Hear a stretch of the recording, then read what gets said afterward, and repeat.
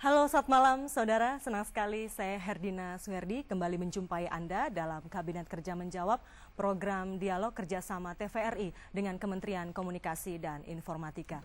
Malam hari ini kita akan mengangkat tema mengenai penumbuhan budi pekerti.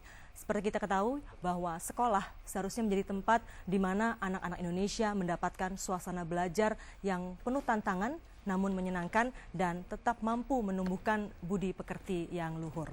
Dan bersama dengan tahun ajaran baru 2015-2016 ini, Kementerian Pendidikan Kebudayaan mencanangkan program penumbuhan budi pekerti. Apa kemudian yang melatar belakangi dicanangkannya program ini dan bagaimana nantinya program ini akan dilaksanakan? Kita akan berbincang bersama dengan Menteri Pendidikan dan Kebudayaan, Bapak Anies Baswedan yang sudah hadir bersama kami malam hari ini. Selamat malam Pak Menteri. Selamat malam. Terima kasih Bapak sudah berkenan hadir. Sama-sama. Ya, dan juga bersama kami hadir tokoh pendidikan yang tentu saja sudah berpengalaman puluhan tahun mengajarkan anak-anak Indonesia terutama mengenai budi pekerti. Bersama kami juga hadir Bapak Arif Rahman. Selamat malam Pak Arif. Selamat malam. Assalamualaikum. Waalaikumsalam.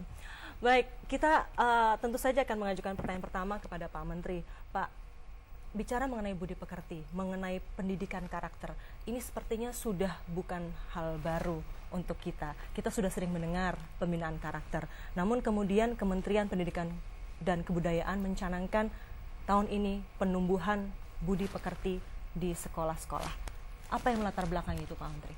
Ya, jadi kita semua tahu bahwa pendidikan pada ujungnya adalah untuk menumbuhkan karakter, membentuk karakter yang baik. Dan kita melihat bahwa salah satu problem yang mendasar di Indonesia ada persoalan karakter. Nah, kalau kita ingin menumbuhkan, makanya istilah kami adalah penumbuhan, bukan penanaman, bukan pembentukan, penumbuhan. Dan penggunaan istilah ini nampaknya sederhana, tapi maknanya beda sekali. Ketika kita mengatakan menumbuhkan karakter, maka kita bicara menciptakan sebuah lingkungan atau ekosistem pendidikan yang memungkinkan karakter-karakter budi pekerti luhur itu tumbuh. Ada dua komponen. Ada komponen karakter moral dan karakter kinerja. Karakter moral misalnya kejujuran, kemudian ketulusan, iman, takwa, itu karakter moral. Lalu karakter kinerja, kerja keras, tuntas, tangguh, tak mudah menyerah, disiplin, tanggung jawab. Tanggung jawab. Jadi kita ingin yang disebut budi pekerti jangan diasosiasikan sebagai sekadar tata krama, kemudian karakter moral saja, tapi karakter kinerja juga. Jadi kalau kita bicara budi pekerti baik itu jangan sampai jujur tapi malas, tidak, jujur dan rajin, tulus dan tuntas. Ini contoh. Nah, kita ingin membangun ini dalam pendidikan kita ada 3 jalur yang kita melihat. Pertama adalah melalui aktivitas intrakurikuler. Itu di kurikulum kita. Kemudian yang kedua lewat kegiatan ekstrakurikuler dan juga lewat kegiatan non-kurikuler. Nah, penumbuhan budi pekerti yang sekarang kita bangun melalui kegiatan non-kurikuler. Kita ingin budi pekerti itu hadir bukan sebagai pengetahuan, tapi sebagai kebiasaan. Kebiasaan yang dijalankan. Karena itu ada fasenya. Pertama diajarkan, setelah diajarkan kemudian dibiasakan. Setelah dibiasakan, dia akan menjadi kebiasaan. Kalau jadi kebiasaan, dia akan menjadi budaya. Jadi, misalnya nih, diajarkan untuk bersih. Dia tahu manfaat bersih dan ruginya kotor. Kemudian dibiasakan untuk hidup bersih. Membersihkan jika kotor, membuang sampah pada tempatnya dibiasakan. Lalu ada proses pendisiplinan, tapi kami mengistilahkan mengkonsistenkan. Baik. Karena istilah disiplin itu baru di beberapa tempat diasosiasikan dengan menghukum. Padahal mendisiplinkan kan bukan menghukum, membuat konsisten. Lalu menjadi kebiasaan. Kalau sudah biasa, nanti bersih itu ya sudah nature saja, sudah bukan sesuatu yang aneh. Lalu menjadi budaya bersih. Jadi ketika kita bicara tentang ide hidup bersih sampai budaya bersih itu ada fasenya. Kita seringkali mendengar mari kita budayakan hidup bersih, tapi tidak ada pembiasaannya. Bagaimana cara melakukan Nah, sekarang dengan program ini kita melakukan kegiatan non-kurikuler dalam bentuk aktivitas-aktivitas harian. Penerapannya akan seperti apa Misalnya, itu, Pak? ada aktivitas harian, ada aktivitas mingguan. Jadi pendidikan budi pekerti ini ada komponennya beberapa. Kemudian kita berikan pada sekolah kegiatan wajib yang harus dijalankan dan kegiatan-kegiatan pilihan. Kita berikan contoh-contoh. Jadi sudah ada guideline-nya ada yang diberikan kepada sekolah-sekolah. Betul. Nah, kita tidak ingin semuanya diatur dari Jakarta dan sekolah tinggal menjalankan. Misalnya ya, kita mulai dengan, kalau kegiatan harian sekarang itu, kita ingin menumbuhkan seluruh potensi anak, minat anak. Lewat apa? Sebelum pelajaran dimulai, baca buku 15 menit kira-kira. Karena sekarang ini sudah mulai jarang anak-anak yang gemar membaca buku. Pak Menteri. Laporan di ini Pak Arif ini adalah Ketua Harian UNESCO. Dan ada laporannya tentang betapa kita ini salah satu negara dengan minat baca paling rendah. Nah, sekarang kita ingin tumbuhkan anak-anak itu dengan belajar membaca, punya minat baca, wawasan akan terbuka. Tapi suka membaca itu harus ada proses pembiasaannya. Betul. Jadi setiap hari sebelum jam pelajaran 15 menit kira-kira mereka baca apa saja yang dibaca. Tentu apa saja dalam artian mendidik, bukan apa saja lalu komik lalu bukan. Mendidik. Di mana dapatnya? Di perpustakaan sekolah. Lalu mereka kerjakan itu tiap pagi. Harapannya dengan itu dikerjakan tiap pagi terbiasa untuk baca meskipun sebentar. Dan studinya kita sudah melakukan melihat di beberapa tempat itu kenaikan perpustakaan di sebuah sekolah bisa sampai 1400% kunjungan karena anak-anak kemudian membaca. Tidak mau membaca di sana. Lalu pelajaran dimulai dengan berdoa. Berdoa dipimpin anak-anak lalu menyanyikan Indonesia Raya atau lagu nasional. Dan semua kegiatan-kegiatan ini harus dipimpin oleh para siswa. Bergiliran. Tujuannya adalah misalnya seperti berdoa. Kita semua insya Allah bisa berdoa. Tapi memimpin doa itu keterampilan. Betul. Kalau tidak terbiasa untuk memimpin doa, dia belum tentu bisa memimpin doa. Jadi menyanyikan juga begitu. Dia akan pilih lagunya. Di akhir juga sama. Di akhir pembelajaran, anak-anak itu akan menyanyikan lagu daerah. Ini juga penting. Kita harus menumbuhkan kesadaran bahwa negeri ini negeri bineka. Jadi di awal lagu nasional, lagu daerah, lalu ditutup dengan doa. Lagi-lagi seluruh kegiatannya bergantian para siswa. Lalu tiap hari Senin harus upacara bendera. Karena ternyata ditemukan ada beberapa sekolah yang tidak lagi menjalankan upacara bukan beberapa, bendera. banyak. Bahkan kami menemukan sekolah sudah kelas 4, kelas 5 tak bisa menyanyikan Indonesia Raya. Tak pernah upacara. Lalu, tapi ini bukan tujuannya upacara sebagai seremonial saja. Yang penting itu, ini Pak Arif ini sudah mendidik mulai sekolah lama sekali. Pak Arif tahu persis Pak Arif. Kan kepala sekolah terus komunikasi rutin Pak Arif. Dengan seluruhnya. Baik. Hari Senin itu adalah kesempatan kepala sekolah memberikan briefing mingguan kepada seluruh warganya, interaksi. Betul. Kalau tidak ada aktivitas itu, kepala sekolah bicaranya hanya dengan guru, wali kelas hanya dengan siswa, ini kesempatan. Lalu yang kedua ada kegiatan rutin juga, misalnya olahraga mingguan. Harinya olahraga, sekolah tentukan sendiri. Jenis olahraganya, cara olahraganya tentukan sendiri. Kita ingin anak kita bukan hanya sehat, tapi juga bugar. Karena bugar itu harus lewat kegiatan olahraga yang rutin. Jadi ini contoh bagaimana kita bicara tentang penumbuhan itu lewat kegiatan rutin. Lalu orang tua. Pendidikan pertama ada di rumah dengan orang tua. Lalu sekolah. Orang tua dan sekolah harus ada hubungan yang intensif. Karena itu kita mengharuskan kepada setiap sekolah mengundang orang tua di awal tahun ajaran. Mengkomunikasikan apa yang mau dilakukan oleh sekolah. Prosesnya bagaimana, ekspektasinya apa, harus. Jadi sejak awal orang tua juga sudah dilibatkan. Harus. Nah, jangan sampai juga kita menganggap tanggung jawab kita pokoknya jam 7 sampai jam 1. Tanggung jawabnya sampai di depan pintu gerbang begitu selesai. Harusnya justru tidak harus begitu, interaktif. Karenanya kemarin kita merasa bersyukur, Kak Arif, itu gerakan mengantarkan hari pertama ke sekolah. Bahkan kalau di online itu sosial media menjadi trending topik tertinggi di Indonesia hari kemarin. Semua rame-rame mengantarkan anak. Kita sering hadir ambil cuti saat wisuda, tapi nggak ambil cuti saat anak masuk pertama. Padahal sebenarnya apalagi di fase SD, SMP. Jadi penumbuhan budi pekerti ini jangan dibayangkan sebagai pengetahuan, tapi rangkaian kegiatan. Dan saya ingin barangkali bungkus nih dalam pertanyaan pertama ini. Yang ditumbuhkan budi pekertinya bukan hanya para siswanya, tapi seluruh warga sekolah. Karena guru, kepala sekolah adalah teladan. Yang menjadi panutan para siswa. Jadi jangan membayangkan budi pekerti itu akan begitu saja muncul. Kita ingin sekolah yang menyenangkan, yang membuat anak-anak ada tantangan, tapi senang menghadapi tantangan itu. Baik. Dan kita perlu guru, kepala sekolah, yang budi pekertinya bisa jadi contoh. Betul. Karenanya kita mengatakan penumbuhan budi pekerti itu bukan hanya pada siswa, tapi pada seluruh warga sekolah. Baik Pak Menteri, kita sudah mendapatkan gambaran yang cukup lengkap ini ya terkait dengan program yang kemudian dicanangkan oleh pemerintah melalui Kementerian Pendidikan dan Kebudayaan. Saya ingin ke Pak Arief sekarang. Pak, sebetulnya seberapa penting kemudian budi pekerti atau penumbuhan budi pekerti ini harus dilakukan? Iya, ada teori yang mengatakan bahwa sukses seseorang itu bukan karena kepandaian otak, tetapi karena keunggulan watak. Itu yang sangat penting sekali. Jadi apa yang disampaikan oleh Mas Menteri, oleh Mas Anies, saya anggap ini suatu terobosan yang baik gitu, dan kita harus mendukung.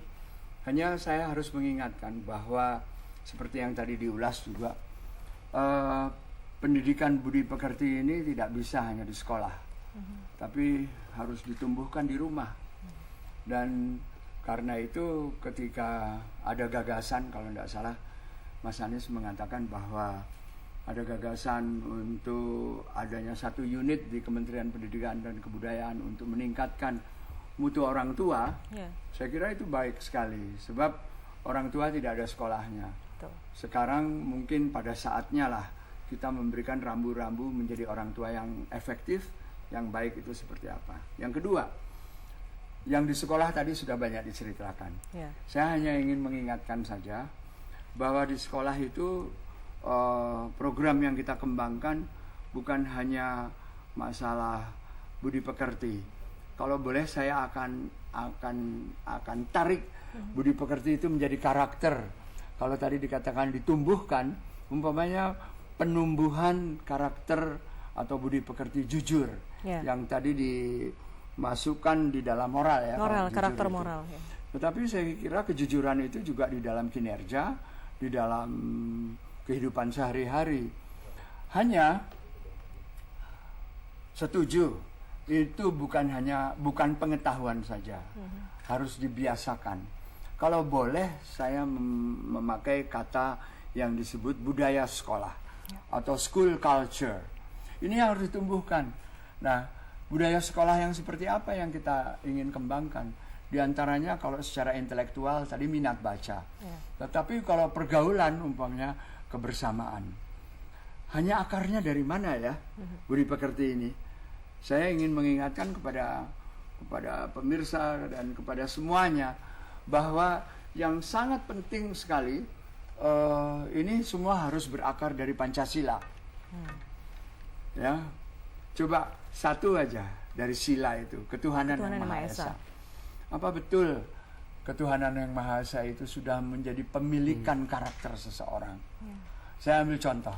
Yang dimaksud dengan karakter itu, dia tidak bisa ditawar dan dia di dalam keadaan dilematis dan terjepit, dia akan berpegang teguh kepada kejujuran itu. Mana sih yang lebih penting, kaya atau jujur? Seharusnya jujur. Bukan seharusnya, anak-anak pasti jawabnya jujur.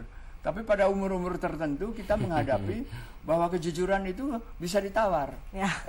Seperti itu. Jadi tantangan dari apa yang sedang dikembangkan oleh Kementerian Pendidikan dan Kebudayaan itu bukan tantangan dari rumah mungkin, bukan tantangan di sekolah, tapi pergaulan. Bukan, tantangan di masyarakat, bisnis, perdagangan, semua harus dikerjakan memakai budi pekerti ini. Karena itu, kalau boleh dipakai istilah tema dari pembicaraan ini, kabinet harus menjawab. Menteri Perdagangan, Menteri Perekonomian, Menteri Perhubungan, semuanya mengusung budi pekerti yang sedang ditumbuhkan oleh Kementerian Pendidikan dan Kebudayaan. Sopan santun di kereta, sopan santun di bus, infrastruktur harus ada. Saya bisa menangkap maksud Pak Arief. Tapi terakhir saja, guru.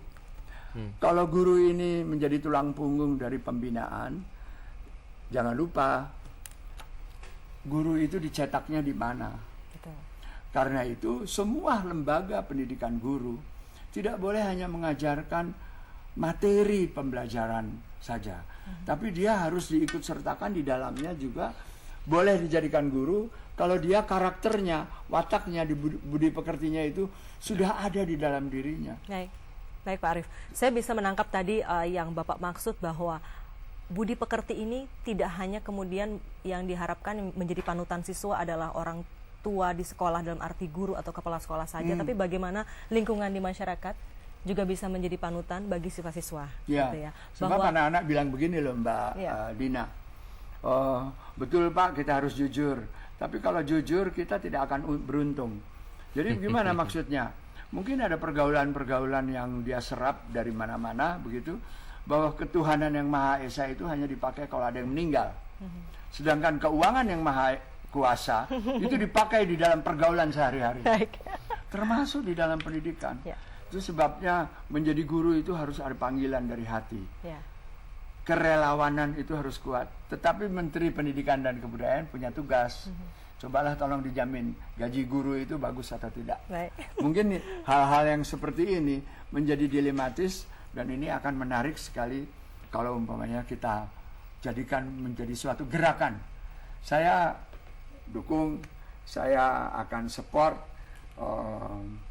bila memang ada pembudayaan dari kebiasaan itu. Baik, Pak Menteri, tadi menangkap dari yang dimaksud oleh Pak Arief bahwa ternyata tantangan yang dihadapi oleh Kemendikbud ini tidak hanya bagaimana membudayakan itu di sekolah melalui peran orang tua, peran guru, peran kepala sekolah, tapi juga bagaimana lingkungan di masyarakat bisa memberikan panutan kepada siswa. Bagaimana kemudian nanti Kementerian Pendidikan dan Kebudayaan berusaha untuk menumbuhkan kembali budi pekerti, namun di lingkungan masyarakat sendiri ada pergeseran-pergeseran moral yang kemudian itu lalu mempengaruhi siswa. Ya, begini, benar sekali. Jadi memang ketika kita bicara tentang pendidikan misalnya itu ada 3 kan komponennya, ya rumah, sekolah, dan lingkungan.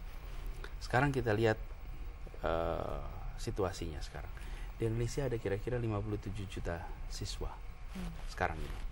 Itu hampir 25% dari penduduk Indonesia ada di sekolah.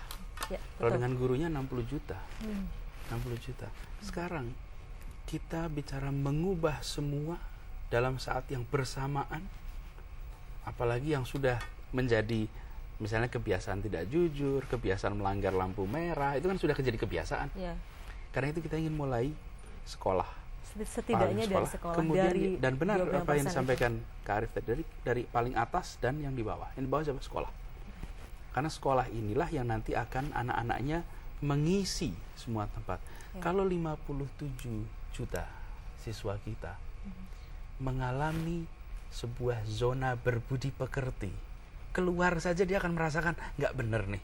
Misalnya terbiasa bersih, sampai di luar lihat bis yang kotor, dia akan bilang kok kotor ya. Ingatkan, jadi ada ketidaknyamanan. Tapi kalau di sekolah tidak ada kebiasaan untuk bersih, naik ke bis yang kotor pun dia menganggap normal. Kita melanggengkan praktek-praktek kebiasaan yang tidak baik jika di sekolah tidak dimulai. Jadi sekolah rumah itu penting sekali untuk membentuk sebuah masyarakat yang lebih baik. Dan ini jika kita lakukan terus-menerus menjadi kebiasaan di semua aspek ya. Misalnya menghormati. Ini hari-hari ini kita ada orientasi siswa baru. Manusia adalah makhluk bermain. Itu nature-nya manusia, kita senang bermain. Dan ada proses pembelajaran bermain. Tapi ketika bermain itu penuh dengan rasa menghormati, maka permainan itu sebagai sebuah pembelajaran yang menyenangkan. Dan yang terjadi selama ini masa orientasi siswa tidak seperti itu ya Pak Dan itu Menteri. kemudian menjadi kebiasaan, akhirnya menjadi budaya, akhirnya menjadi normal. Banyak tempat yang saya datangi itu, ya kenapa dilakukan? Ya karena ini sudah dari dulu begini. Jadi nggak lebih dari karena kebiasaan. Untuk itu kemudian Kemendikbud kalau tidak salah tahun ini melarang diadakannya MOS di sekolah. Sudah dilarang. Namun sidak tadi pagi ternyata membuktikan masih ada yang melakukan ya Pak. Bukan hanya itu, karena selama ini kita tidak bicara tentang pengawasan yang ketat di lapangan. Karena itu kita sekarang mulai dengan pengawasan ketat. Jadi ujungnya aturan ini begini Mbak. Seperti aturan bahwa kalau lampunya merah itu harus berhenti. Aturannya sudah ada dari dulu, tapi kita kalau ada orang yang melanggar lampu merah, kita diamkan. Ya. Dan mendiamkan orang melanggar adalah cara paling sopan untuk mengatakan itu boleh. Karena itu tidak boleh lagi. Tapi contoh ini, ketika kita bicara menumbuhkan budi pekerti di seluruh bangsa, maka kita mulai dengan sekolah. Kalau sekolah saja bisa, kita bangun di situ, gurunya, siswanya, maka kita akan menyiapkan generasi baru. Transformasi perlu waktu. Baik. Yang menjadi menarik berikutnya adalah ketika itu ada pengawasan, lalu apakah dilanjutkan juga kemudian dengan sanksi? Mungkin nanti kita akan bahas lagi, Pak Menteri dan juga Pak Arief. Namun kita akan ikuti dulu informasi terkini setelah ini. Tapi saya tetap tertarik tadi Pak Menteri, misalnya gini, ketika kemudian ada pengawasan yang diberlakukan, lalu kemudian bagaimana sanksi itu juga diberlakukan? Ketika pengawasan, kalau tidak ada sanksi, bagaimana gitu Pak pelaksanaannya? Ya. Dan di sini kemudian kenapa menjadi penting ini menjadi tanggung jawab kita bersama. Ada 208.000 sekolah di seluruh Indonesia hari ini. Dan ketika kita bicara orientasi siswa baru misalnya, kita melihat di masyarakat ada banyak masalah. Mulai tahun ini kementerian membuka jalur khusus untuk melaporkan. Kalau secara tanggung jawab, pendidikan itu mulai 2001 didesentralisasikan. Jadi tanggung jawabnya ada pada bupati, wali kota, gubernur. Ya. Bupati, wali kota mulai tahun depan, nanti SMA, gubernur. Ya. Jadi sebenarnya kalau ada keluhan harusnya ke gubernur. Ya. Tapi kita mau diam saja begitu hanya karena kita tidak punya otoritas langsung pada sekolah. Betul. Kepala sekolah bukan bawahannya menteri. Ya. Kepala sekolah itu adalah bawahannya kepala daerah.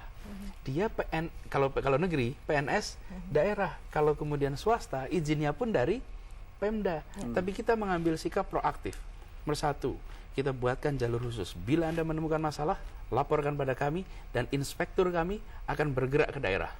Memberitahu, ini daerah ini ada masalah daerah. Dan daerah itu begitu dikontak oleh Jakarta, langsung bergerak. Ya. Kenapa? Ya, karena kebanyakan daerah kalau ada masalah, kontaknya ke Jakarta. Ya. Ada masalah pendidikan, biasanya ke Menteri Pendidikan. Karena itu jalur itu kita gunakan. Kita nggak mau diam. Meskipun secara otoritas, kita tidak punya otoritas langsung. Tugasnya kementerian itu bukan langsung pengelolaan sekolah. Yang pertama. Terus yang kedua, sebelum tahun ajaran baru dimulai, kita khusus mengirimkan surat edaran pada para gubernur, bupati, wali kota. Ya. Karena kita katakan mengantisipasi tahun ajaran baru, di mana ada kebiasaan-kebiasaan. Bagaimana Pak kemudian tanggapan dari kepala-kepala daerah ketika mendapat surat responnya dari positif. Nah, yang menjadi menarik, Marif, ini lapangan nih. Jadi menarik, sekolah seringkali beroperasi bukan berdasarkan aturan, tapi berdasarkan kebiasaan. Jadi aturannya ada, tapi kebiasaannya berbeda dan mengikuti kebiasaan. Begitu ditegaskan, Anda, kepala sekolah, yang melanggar ini bisa diberhentikan dari posisi kepala sekolah, baru lihat aturan lagi nih. Bergerak ya. Bergerak. Jadi memang harus ada satu insentif, yang satu disinsentif nih kalau tidak jalankan. Nah sekarang kita dorong disinsentifnya. Bila Anda melanggar, maka akan ada konsekuensi ini. Dan ya. Ya. Pak Arief, apakah memang harus seperti itu untuk bisa menerapkan? Bukan harus seperti itu. Itu harus ada antara pengetahuan, pembiasaan dan pembudayaan. Itu di tengah-tengah ada yang disebut pengendalian. Nah, pengendalian itu yang tadi dikatakan oleh Mas Anies itu, oleh Pak Menteri, masalah pengawasan dan yang lain-lain. Tapi begini, mengawasi itu yang paling baik kalau dirinya sendiri mengawasi dirinya. Lalu dia harus tumbuh pengawasan itu sebagai suatu kehidupan yang sehat. Jadi jangan atas bawah, jangan. Tapi sekarang kan umpamanya masyarakat juga mengawasi sekolah. Ya. Kita punya yang namanya komite sekolah, kita punya BUMG. Orang tua itu bukan menjadi sebuah lembaga yang menitipkan anak, tapi orang tua itu memiliki sekolah itu. Ya, Pak Daud Yusuf sering mengatakan guru adalah orang tua kedua di sekolah. Sedangkan orang tua adalah guru kedua di rumah. Seperti itu. Jadi antara guru dan orang tua ini sebetulnya tidak terlalu jauh berbeda tugas-tugasnya. Nah, jadi mungkin harus ada perombakan sikap juga, terutama pada orang tua yang baru. Saya hanya ingin mengingatkan, kalau 57 juta murid ya sekarang digempur dan diadakan gerakan membiasakan seperti ini. Saya tidak bisa membayangkan betapa indahnya dan betapa luar biasanya Indonesia di tahun 2045. Ketika kita merayakan 100 tahun kemerdekaan kita. Coba ini dimulai aja seluruhnya dan kita saling mendukung. Nah, sekarang kalau bicara soal pengendalian, di luar sana ada pengendalian yang bisa dibayar. Tidak perlulah disebut profesi apa, tetapi di antara pendidik sendiri ada yang bisa dibayar. Dan ini semuanya yang disebut oleh Pak Menteri tadi, oleh Mas Anies, masalah moral. Gitu. Saya kalau Mas Anies, saya kalau melihat disiplin itu ada 3 komponen. Yang pertama adalah niat, komitmen kita. Lalu yang kedua adanya tanggung jawab terhadap niat itu di dalam melaksanakannya. Apakah dia sebagai istri, sebagai suami, sebagai anak, sebagai guru, sebagai polisi. Jadi harus ada komitmen nomor 1. Nomor 2 harus ada yang namanya tanggung jawab. Tapi yang ketiga yang sangat penting sekali, ini sering dihubungkan dengan waktu. Tapi kalau saya tidak menghubungkannya dengan waktu, yang disebut punctuality. Punctuality itu orangnya punctual, taat janji, begitu. Nah, ini yang harus dikembangkan secara kuat. Komitmen, tanggung jawab, dan taat janji. Kita harus sambung lagi nanti. Komitmen, udah taat delivery janji. Ya. Kita harus sambung lagi perbincangan ini nanti. Namun kita harus ikuti terlebih dahulu Indonesia Terkini berikut ini. Dan nanti kami juga akan mengajak Anda untuk bisa berinteraksi setelah jeda bersama kami di nomor telepon 5743476 dan 5743478. Kami akan kembali sesaat lagi.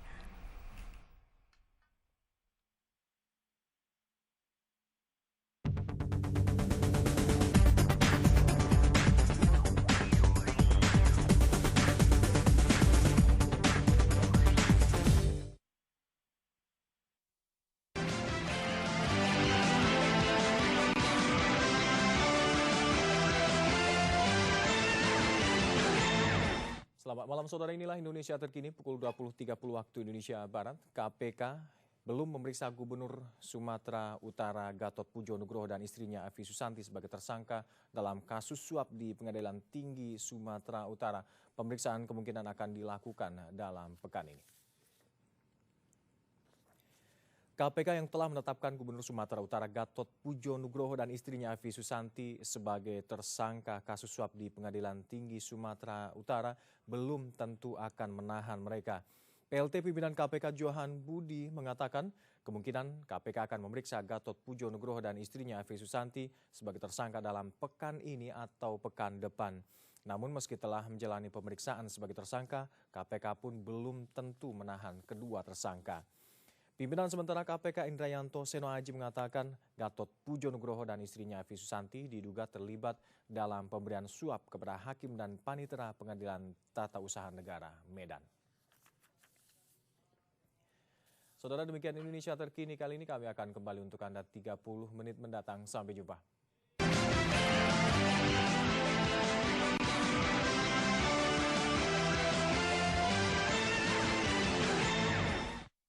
Ini Reok, referensi orang gaul. Ini Reok semakin asik dan semakin menggelitik.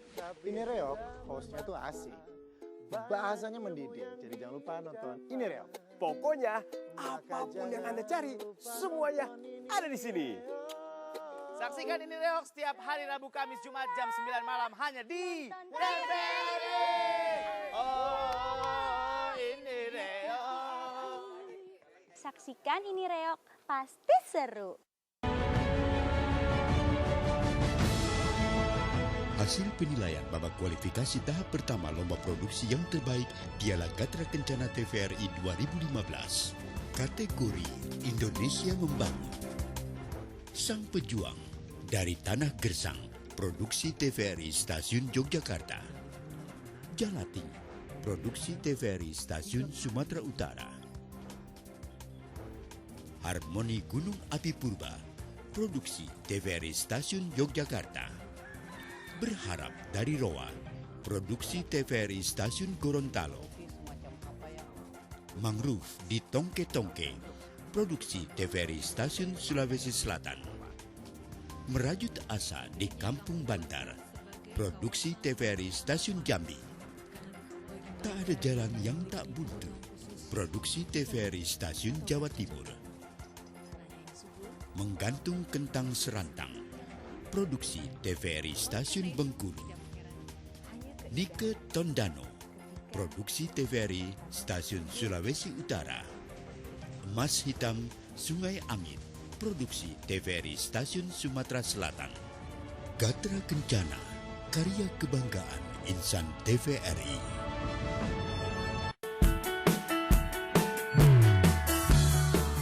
Mereka bebas berekspresi. Taman Buaya Beat Club hadir dengan khas dan gaya mereka. Electric Cadillac and Lala Huda, Alika Islamadina and Melody, Richard Hutapia and TND, Bass Jam and T5. Taman Buaya Beat Club, Senin hingga Kamis pukul 22 di TVRI.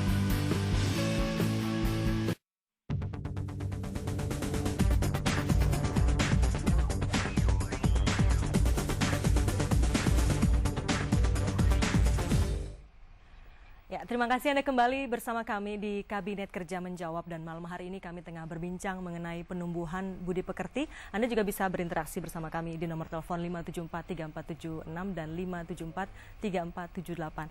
Saya kembali dengan Pak Menteri. Pak, tadi kita sudah bicara banyak mengenai penumbuhan budi pekerti ini dan bagaimana kemudian pola pengawasan dan pengendaliannya.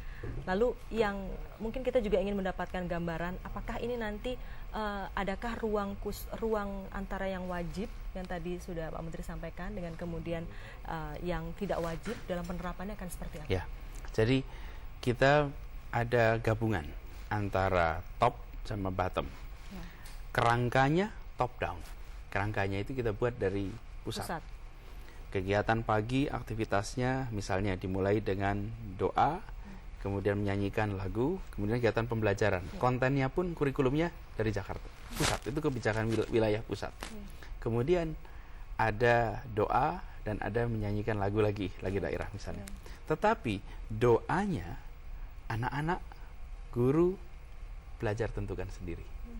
Lalu lagunya mereka berunding tentukan sendiri. Kemudian ada kegiatan mingguan, olahraga.